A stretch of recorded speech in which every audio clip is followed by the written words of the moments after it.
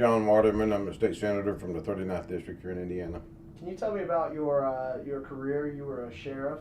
I was in law enforcement 14 years altogether, with 8 years as elected sheriff for 2 terms.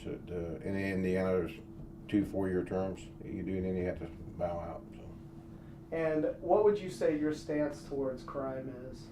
When I first got elected in the sheriff's office, our felony arrest went up about 300%.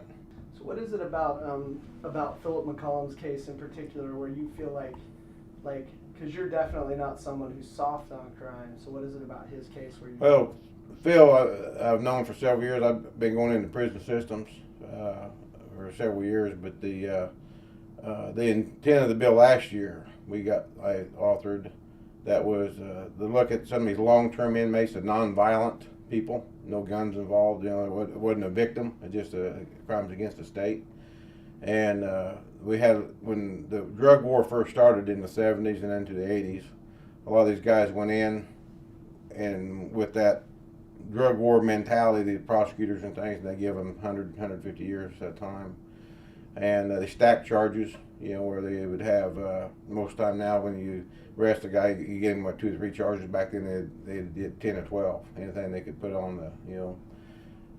They do a lot more concurrent now rather than consecutive right. as well, right? Yeah. What was what do you think was the motivation back then for why? Well, just through the 60s, the drug society in the United States got really prevalent, you know, and when the drug war first started, the judges and prosecutors and everybody, you know, this went overboard on a lot of the sentencing that they done.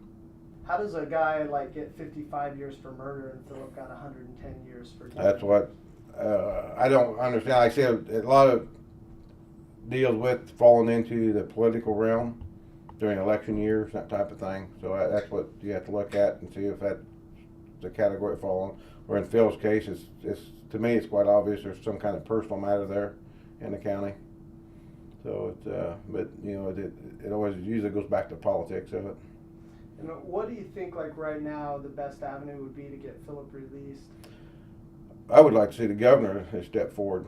You know, he could give him a reprieve and go on down the road. I think that it'd be I think the right thing to do. You know, I said Philip has done everything that he's supposed to have done.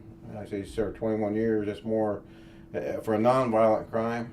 I mean, there's no victim, there's no guns, no weapons involved or anything. For something like that, you know, right now at the maximum you're going to do 6 years, and you're out. You know, with your time cuts and all that, just 4.5 years. For him to be stuck into a system like that, you know, it just don't seem that for taxpayers it's not fair. You know. Okay.